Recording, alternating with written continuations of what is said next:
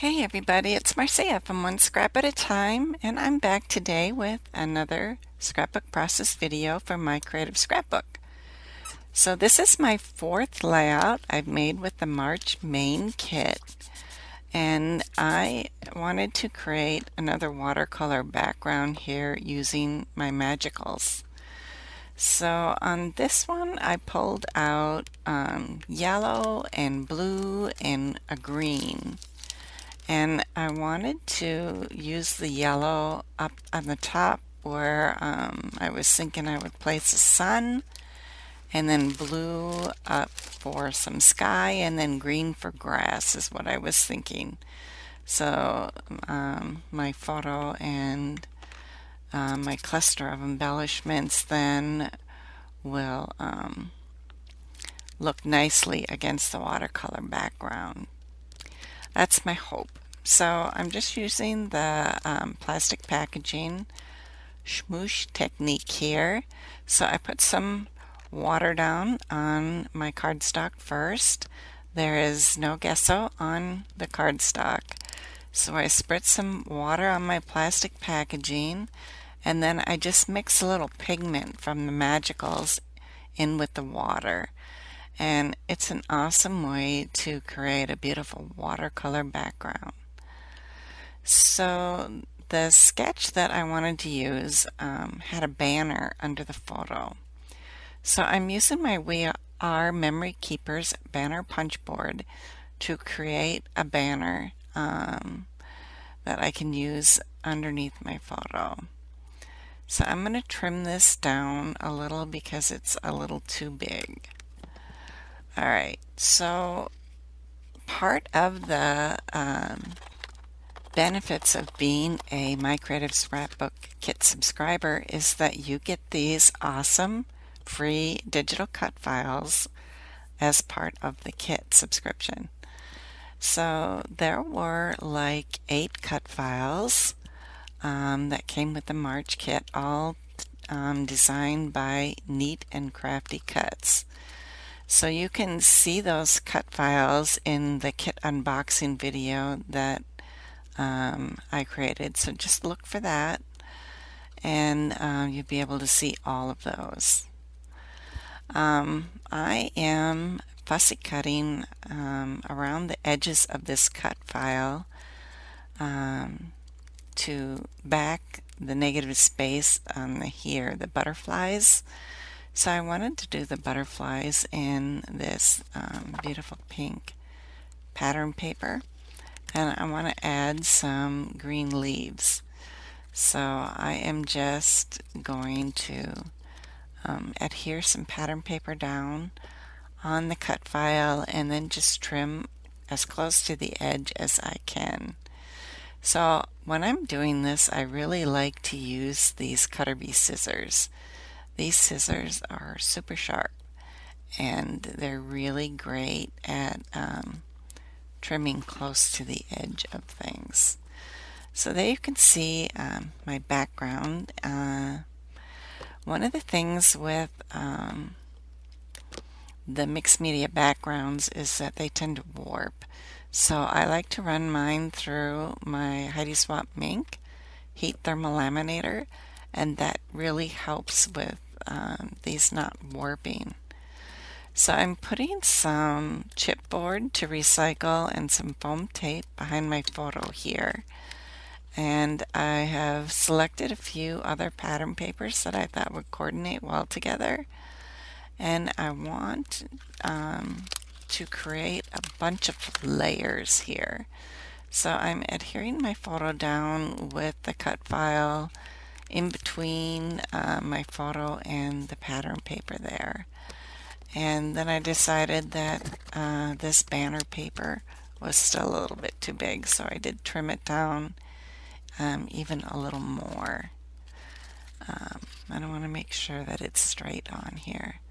So now that I'm looking at the blue plaid on here, I wasn't sure that that's really what I wanted. And then I realized that my cut file was sticking out too far, and I hadn't planned on that butterfly showing, that third butterfly in the middle there showing. And so I had to do a little bit of rearranging here and move that cut file further in. So while I did that, you saw me cut off a leaf. I thought I could use that and tuck it in somewhere else later on. So that's why I trimmed that off. So now I'm looking at the blue plaid and I'm thinking, it's a little heavier than I wanted. I want something lighter. And this diagonal pattern paper is just really pretty, and it's much lighter than the blue plaid. So it looks great layered up here with the other pattern papers that I had selected. So I'm going to adhere these down, and you can see how that's going to look then against that watercolor background.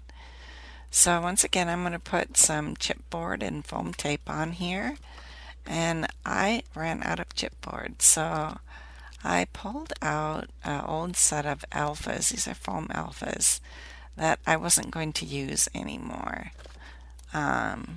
You know how you use these stickers and then all of a sudden you have not enough files left, or you're out of certain letters, and when my thicker stash gets too full, I start looking for ones I can recycle on my layouts.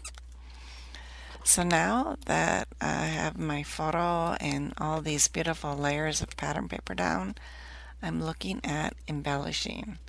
So I pulled out the ephemera pack from the Bloom Street collection. There were actually 2 ephemera packs included in this main kit. You get the Bloom Street ephemera as well as the Chamel Never Grow Up ephemera pack. And it's really great because there are tons of flowers in the Never Grow Up pack, and lots of journaling spots for journaling with the Bloom Street collection, as well as some other fun things like the sun here. So I had trimmed off some of the leaves that were hiding behind my photo now, and I decided that I would just move them.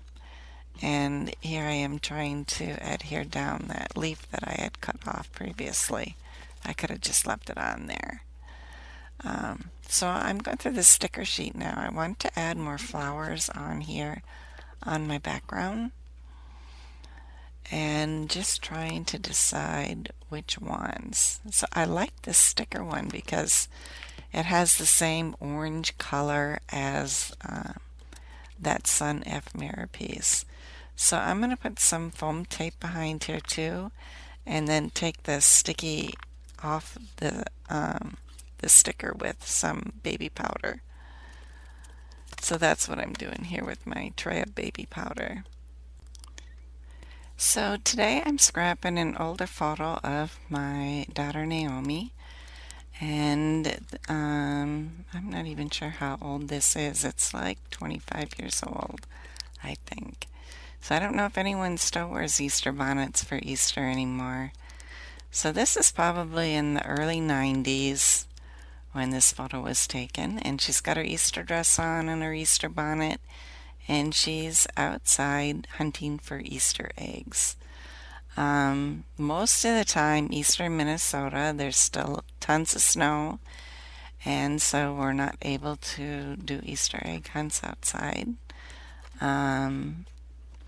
But this was like one of the rare years where it was warm enough where I could get pictures of her in a beautiful Easter dress and take some egg hunting photos outside. So I'm adhering down another ephemera piece here, the bird, and You Are My Sunshine. And I'm going to put a bow on here as well. So I like to tie bows with this tool I call a Bow Easy. and I think you can get these on Amazon. So I tied a double bow there real quick, and I'm going to adhere that down on my layout where my cluster is. So I am really happy with the way that this is turning out. There's one more thing that I wanted to do. I wanted to put some paper behind the edge so that the white layout has a border around it. So I'm going to trim around the edge of all the edges of this layout so that I can adhere it onto that darker purple pattern paper. And I was very careful when I was doing this so that I could still fussy cut out that LOVE. So I haven't wasted that. I could still do that if I choose to do it later. So I am just putting a little adhesive on here, and I'm going to adhere this down and then machine stitch around it. So that's my layout. Thanks so much for stopping by. Bye bye.